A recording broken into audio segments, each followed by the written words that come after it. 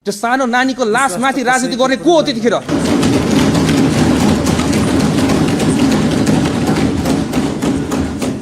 निर्मला हत्याकाण्ड पनि राजनीति भएको होइन त्यतिखेर? तपाईहरु मलाई भन्नुस्। त्यही भएर यसमा हामीले गर्नुपर्ने हाम्रो आफ्नो दायित्व, नेपाल सरकारको तर्फबाट दायित्व हामीले 1 इन्च पनि हामी छोड्दिनौं। हाम्रो आफ्नो कर्तव्य पुरै गर्छौं र नचाहँदै पनि आफ्नो अथक प्रयासपछि पनि आज हाम्रो गणेश नेपाली भाइले आज हामी माझ हुनुहुन्न।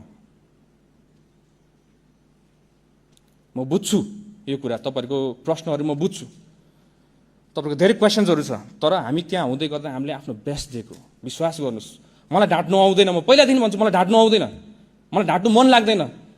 र अहिले यस्तो गरिमामय सदनलाई मैले ढाट्दाखेरि मलाई पाप लाग्छ।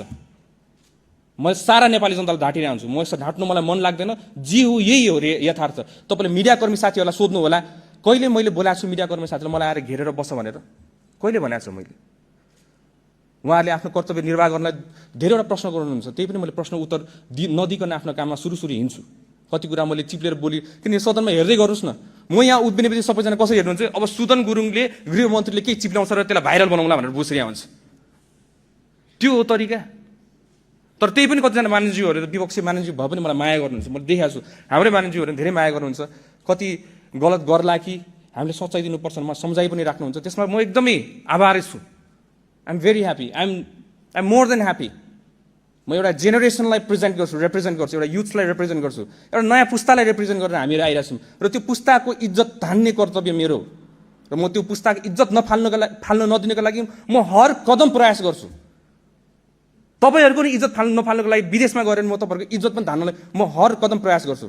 चाहे तपाई कांग्रेस होस्, चाहे तपाई एमाले होस्, तपाई माओवादी होस्, हामीलाई त्यस्तो सरकारसँग तपाई एउटा नेपाली हो मेरो लागि, तपाई मेरो दाजु हो, मेरो भाइ हो।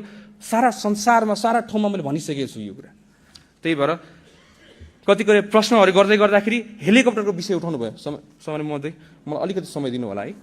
धेरै कुरा मलाई भन्नु मन लागिरहेछ आज। यो हेलीको विषयमा अब धेरैजना मानिसहरूले उठाउनु भयो। हेली हाम्रो त्यो हेली